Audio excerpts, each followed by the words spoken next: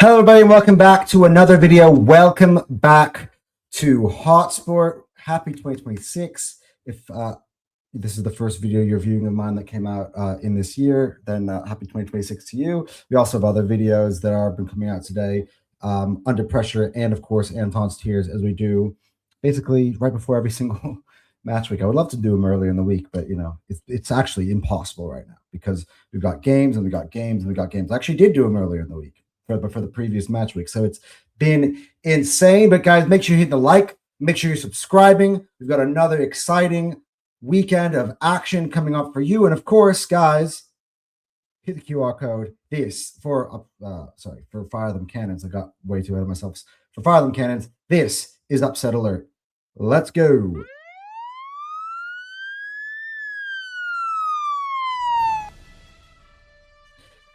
All right, guys. So we are halfway through with the Premier League season. If you guys are at all curious to know how I graded everybody, what the tiers are at the halfway stage, check out Anton's tiers. They are online right now. I can actually confirm that for you.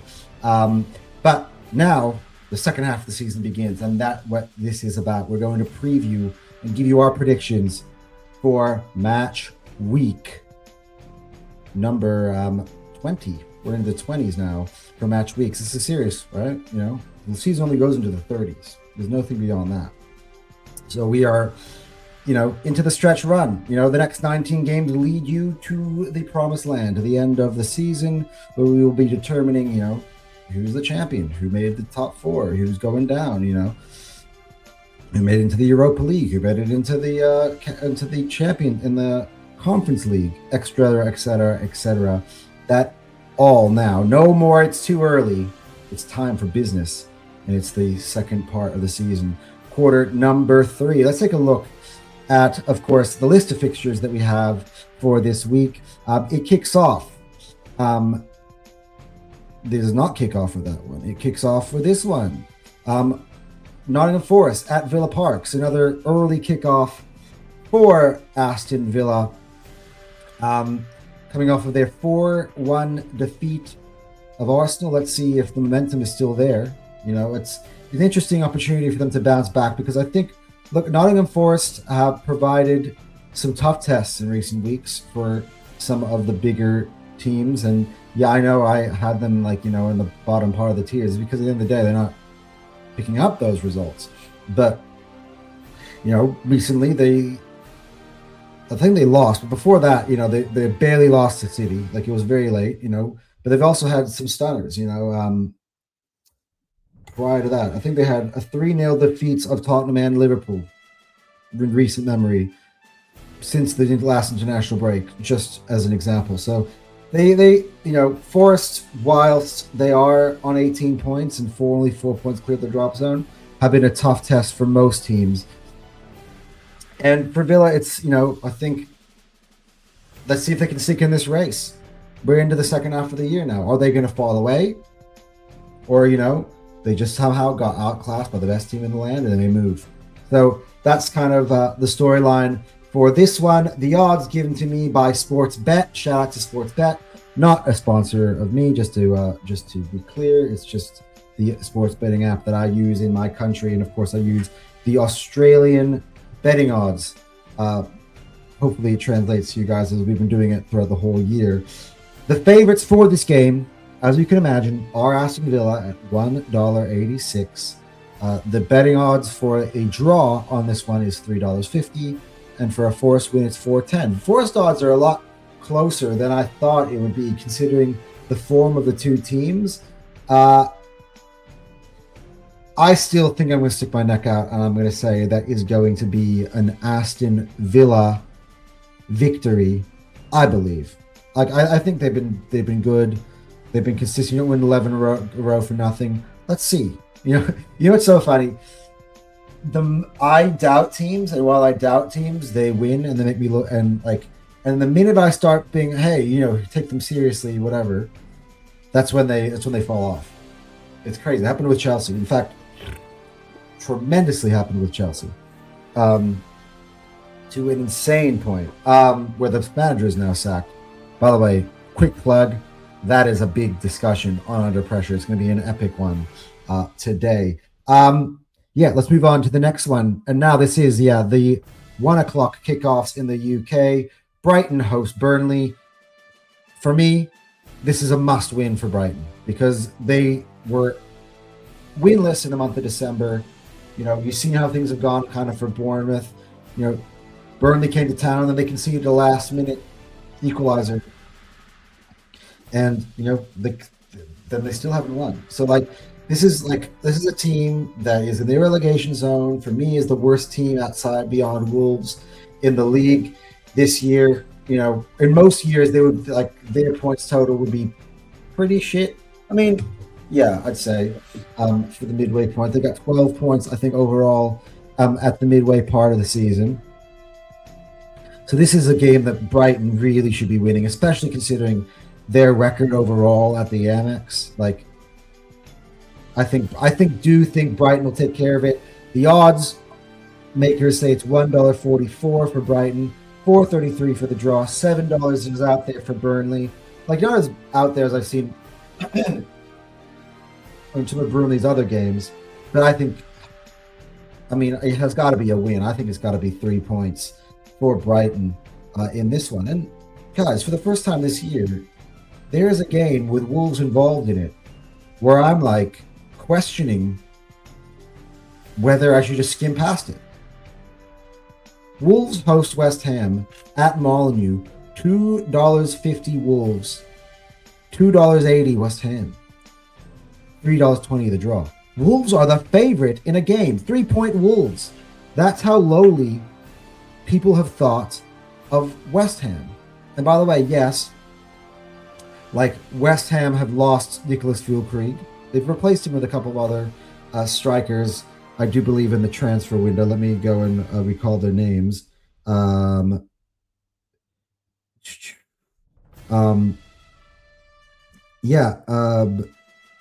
Tati Castellanos and Pablo. Does Pablo play striker? I don't know. One of them is a striker from Lazio, and the other one went from Gil Vicente. I don't know if... Whatever, they're not Premier League ready. I can understand why potentially at home Wolves, after their big moral victory, would be the favorites. The crazy thing is that the draw is the third most likely outcome. I don't know. I think the draw is the Wolves are the most likely outcome. This is hard, man. The odds makers have made me really think about this. Let's take a look. I mean, we know Wolves is in recent form. Again, Wolves have caused issues for Arsenal and for... Let's take a look, actually, because we're on the screen share, right? They have caused issues for Arsenal and Man United specifically, and Liverpool. Their form's not been bad. I can understand the logic behind it, that maybe they are primed for their first win of the season. West Ham, draw with Brighton, lost to Fulham, pumped by City, lost to Villa, draw with Brighton, draw with United, lost to Liverpool, drew with West Ham, drew with Bournemouth, sorry. They have not won a game since November the 9th, and that was against Burnley. Ooh, you know what? I know I have taken the piss out of Wolves the entire year, but you know what? I gotta be a fair analyst here. I can see why they've been made the favorites in this game, and I'm gonna pick a Wolves win. Yeah, you know what? Yeah, they may have lost, but they've had a really tough run recently. Also the Emirates, they had to go to Anfield, they had to go to Old Trafford, right? They drew with United. They could have drawn with us. They made it tough and scrappy for Liverpool in the end. Their performances have not been that bad. I think they're building towards something, and West Ham are vulnerable. And this is at home. I got a West Ham win. Wolves win. I'm going to do it for the first time this year. Wolves win. The next one up here is Arsenal against Bournemouth at the Vitality Stadium. Now, finally, Arsenal are scoring goals. I think this is a massive opportunity for us to kick on, create a 7-point gap before City have to go and play Chelsea. Now, that's going to be an interesting game because of all the headlines that come into that. But regardless, Arsenal need to do what happened with City. Arsenal need to do their job here. I believe this might be. I mean, I thought there was a chance Semenyo would have been done already. That his last game was at the Bridge. This is a chance that this could be Semenyo's final game at Bournemouth. I think it's an interesting tactic by City. I thought that they were going to just, because it sounds to me that they were trying to run this deal through as quickly as they could, so that they could have him. But maybe they're just delaying it a bit just so Semenyo could play Arsenal. But I think that, to be honest, as a player whose head is in another club, but maybe there's reason, I think he's a City player. To be honest, I think he's a City player. And although he is an Arsenal fan, which is all interesting. There's reason from his new club, future club, the motivation for him to try to help himself potentially win its Premier League title down the road by putting in a really good final performance for Bournemouth. I could see that. But again, this is a Bournemouth team that have gone 10 games without victory against the most consistent team all season. Now, I believe still that Vitality Stadium in general is a tough place to go. But Arsenal is starting to finally translate wins. I mean, wins, yeah, of course, but chances into goals. As simple as that might sound, we're basically healthy. I was reading that Declan Rice could be available, so this is a potential again. We'll see. I think with the rotations, because we played recently against Villa, for us to go full strength. I mean, because we got down the pike, we got Liverpool, but that's going to be in 5 days afterwards, right? Or 6 days afterwards. 5. Arsenal win. Sorry, I'm sorry for taking too long. I'm just giving consideration. There's no upset alert here. I do think that Arsenal is too strong right now of a team, I think, to be worried about Bournemouth, Semenyo or no Semenyo. I think Arsenal's got the fullbacks to deal with him. Semenyo comes on the left. We got, I think, Nkapie, who I think is going to be really, really good. Semenyo comes out down the right. He has to deal with Urian Timber. Oh, wait, other way around. If he comes down the left, he has to deal with Timber. He comes off the right, he has to deal with, Nkapie, Gabriel and Saliba are together in the middle of the park. Barring and nothing crazy going on in this game, I do expect Arsenal to go ahead and get the 3 points. I want to move back to this screen because I have got for the next fixture, which is, as everybody saw on the screen earlier, Leeds United hosting Man United.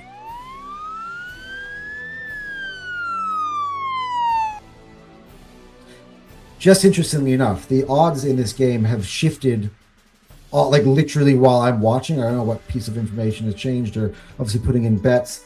It's a close one. This is a close one. But Leeds' form recently cannot go unnoticed. Man United are going to be missing Bruno, I believe, and Bruno is still out. Like you saw, they drew with Wolves. Like, they gave Wolves their 3rd point of the season. But again, look at some of Leeds' recent results. They just went to Anfield and got a draw. Arsenal couldn't even get a draw at Anfield. They went to Stadium Light, got a draw, smashed Crystal Palace at home. That's the last home game they had. Went to the G-Tech and got a draw at Brentford. Lots of other teams have gotten losses at Brentford. Drew with Liverpool at home. Smashed Chelsea at home. So again, and even before that, before they starting to put together the wins, Villa and City had to really sweat it out to get wins over them at the last minute. Leeds have been in a really good form. Man United, for me, are a team that has always traditionally, in the last few years, been vulnerable to this all the time. It's almost like a free swing. Sometimes they catch you out. Like when I thought they would lose at Selhurst Park, they didn't, right? But this man, Dominic Calvert-Lewin, by the way, his streak came to an end at Anfield. But yeah, our Leeds have been spectacular. I think their form has been. I can't look past it. I'm sorry. And Man United just drew with Wolves. I mean, I think if you put all of those pieces together, it says one thing: upset alert. And I actually do think, like the bookies, by the way, as I said before, have made Leeds the favorites against Man United. Can you believe it? $2.55 Leeds, $2.70 is Man United. So it's very close. It's a 15 cents difference, almost a dead heat. With the draw, the least likely outcome, according to the bookies, at $3.30. So, yeah, actually, yeah, I think for me, I think Leeds are definitely getting something out of this game, actually. Generally, upset alert is a little bit like, hey, just flagging it, but even if the Man United do win, we'll be surprised. They are Man United, which, true. But again, this is one of these games where I think just the variables are out there. And, these ones that I think in general, when I do these games, they're ones that you really should be tuning into because they're going to be really interesting entertainment. Let's flip back to the list here, not Leeds' most recent results. So you look at me, to the week's games. The next one, so that is the end of the Saturday. Actually, no, Leeds and Man United's early kickoff on Sunday. Interestingly enough, actually, should be a really good early kickoff standalone game, in my opinion. Then we get to the 3 p.m. kickoffs on Sunday. It's a busier Sunday than it is Saturday. Saturday only has the Villa game early kickoff. You have the 2 games at 1 p.m. again, which involve the 3 teams in the relegation zone and Brighton. Shout out to Brighton. Actually, 4 of the worst teams are playing up on the Saturday. Then you got the late one, Arsenal, Bournemouth, of course, title implications, right? But that's it. 4 games on a Saturday. Sunday, we got the busy schedule. 6 days. Again, it starts with the early kickoff. Leeds against United. United on United Prime. So Everton then against Brentford is our next game on the docket at the Hill Dickinson Stadium. Everton $2.25. The draw $3. Brentford $3.30. Brentford have been on a bit of a draw streak recently. Although, Everton just got a win against Forest. Was it Forest? Yes, I believe it was Forest. Let's go back to our previous results, shall we? Yeah, they went to the City Ground and got a win against Forest. Brentford have been getting draws as of recently. I know Brentford's a much better home team than they are a away team, and Everton, I think, has been decent at home. The odds do say Everton are $2.25. They are the favorites. Draw $3. Brentford $3.30. It's not off. Again, I'm going to go for a draw. I do. I think that's been kind of...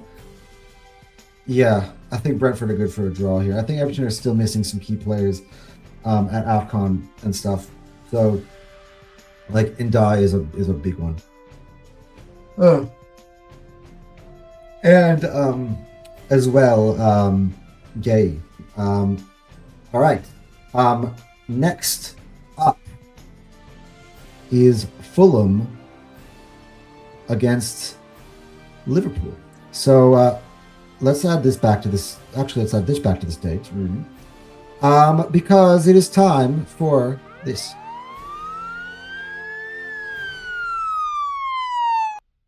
Yeah, upset alert. Craven Cottage is going to tough breeding ground for Liverpool. I mean, Liverpool are still kind of like easier-ish fixtures, but they've never fucking blown anybody off. Like they've really struggled this year. That even like in some of their more recent games where they're easy and they're getting the points, they're limping over the line. Now, Arsenal were doing it too, but Arsenal had a more of a consistent run of wins throughout the season to say it. But look at the recent results. Drew at home to Leeds, right? The 2-1 win against Wolves was very unconvincing. They beat Spurs, right? But Spurs were down to 9 men in that game. I think the most convincing one was Brighton. You had 3-3 draw with Leeds in there, the 1-1 draw with Sunderland in there. The demolishing of Forest Kent, they need West Ham to go down to 10 men to beat them 2-0. 3-0 thrashing. I still have yet to see Liverpool be Liverpool. No Salah, by the way. No Isak, of course, in this one. And Fulham have been good recently. They're on 27 points. Just by the way, crazily enough, for how close these teams are on the table, right?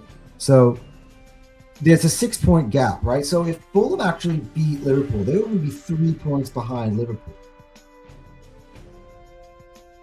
What was when they played each other? No, this is the first time they're meeting, right? Yeah, the first meeting, right? Because they have everyone's first meeting with them. Yeah, Fulham is a tough breeding ground. City learned that. Arsenal, I think we held on to a 1-0 win. At Cottage, they've been in good form. Definitely upset alert. There's a definite chance that Fulham get something. I think Liverpool are still vulnerable, if I'm honest. And that for me is upset alert time. So yeah, that game, of course, is, I believe it's a 3 o'clock kickoff right after the Man United game, right? So yeah, interesting one for me. And the next one is going to be a really good, tasty game as well. I hate the timing of that because it's also at 2 o'clock. That 2 o'clock window is tasty, to be honest. But Newcastle host Palace. And I think in general, at first glance, you go, hey, it's Crystal Palace. That's an interesting one, tough one for Newcastle. But then I remember that I back Newcastle to get points at home in most games that they play at home against even the bigger teams. When Arsenal went, it was upset alert. When Liverpool went, it was upset alert. When City went, it was upset alert. When Chelsea went, it was upset alert. When Tottenham went, you get my point. So with Crystal Palace, why am I going to all of a sudden say upset alert Newcastle? Check complete, no way. It's $1.61 for the tune. $3.90 is as the draw is the second most favorable result according to the odds, and $5 for Palace. Yeah, I think Newcastle get it done. I think they win. Palace have gone 4 without a win. It's a tough place to go.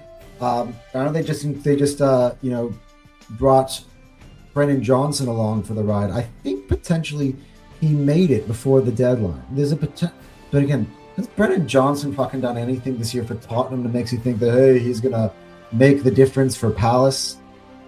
It's a nice signing. I think it's definitely, I think, stuff to more evaluate later on when we are looking at things down the track. Do I think Brennan Johnson is better than Sarr? Probably overall. Interesting conversation. I think not for now. I think we're talking about this game. I don't even know if he probably would start in this game. You don't start Guy Raw after having signed the dotted line 24 to 48 hours earlier. I don't believe so. Yeah, I got Newcastle winning the game. And then Tottenham host Sunderland. I thought about this one for upset alert as well, by the way, just because Tottenham is so fucking vulnerable, and it just seems like, especially at home, they've been bad at home. Sunderland just got a big points against City. I actually think Tottenham got a big point against Brentford if you really look at the table. I mean, I kind of thought about this as upset alert, just give respect to the Sunderland. But again, Sunderland's coming off the back of just yesterday, that City result. I think that was a big game where they really gave a lot. They traveled then to London. I do think, though, that Sunderland haven't traveled well mostly this season.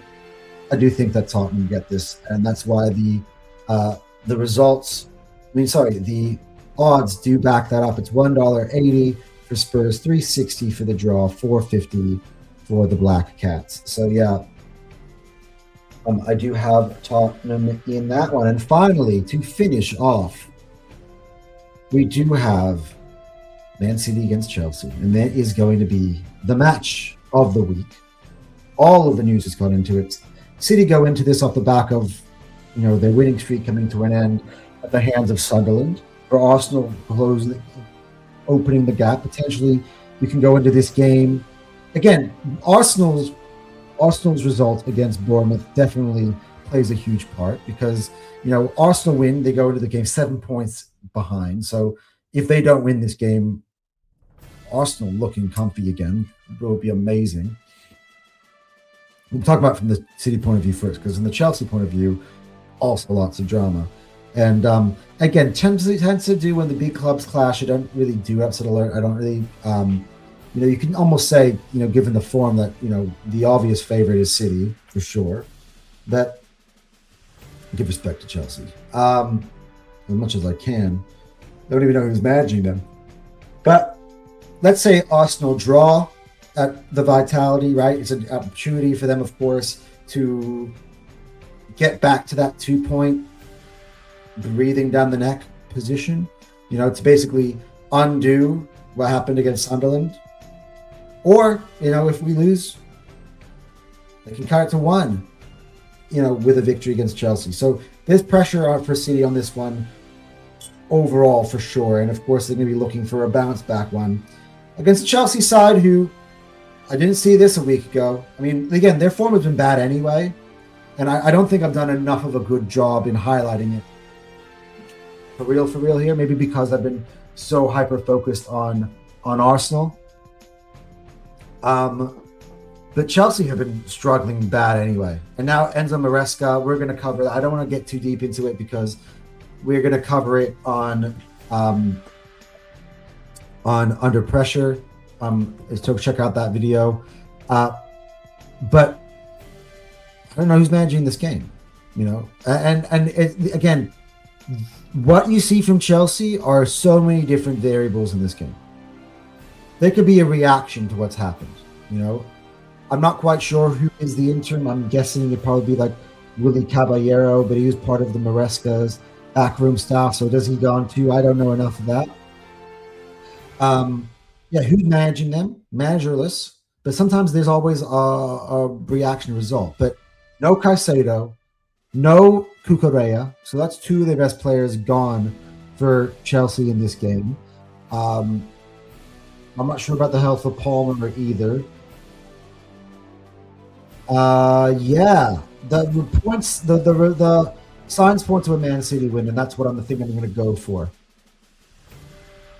But my oh my, I think this is as open of a game because of many reasons. Now, the pressure should be on City. I think it's a gift, really, given the fact that they have to play Chelsea twice in the second half of the year, and that was the team that they had to avoid up until now.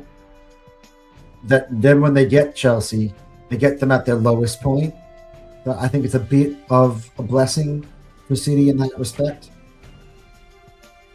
But we'll see. It's interesting because there's a wounded animal, a team with a lot of pride, lots going on there. So we will have to, I just tune in, right?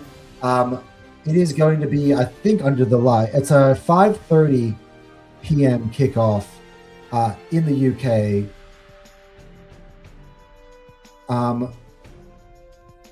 So we will have to see. We'll have to take a look at that. So a big game. Anyway, guys, that has been Upset Alert for this weekend, and that my predictions for all of the games. I should just do a recap of all the games. I'll bring this back onto stage. Guys, let me know if you agree with the Upset Alerts. Should there have been somebody else that I've added, the ones that I kind of missed out on? But let's do a recap of the results that I have. I've got Villa beating Nottingham Forest, Brighton beating Burnley, Wolves getting their first win of the season, doubling their points total with a win over West Ham. I got Arsenal taking care of business, going 7 points clear for the moment over Bournemouth. I've got I'm gonna what's my official one? I got an upset. I'm just gonna say it's an upset alert. Leeds against Man United. I've got a draw between Everton and Brentford. Upset alert. Fulham against Liverpool. Newcastle beating Crystal Palace. Spurs beating Sunderland. And I got Man City beating Chelsea, guys. And that has been upset alert. Guys, be sure to hit the like button. Check out Fire Them Cannons. Anton out.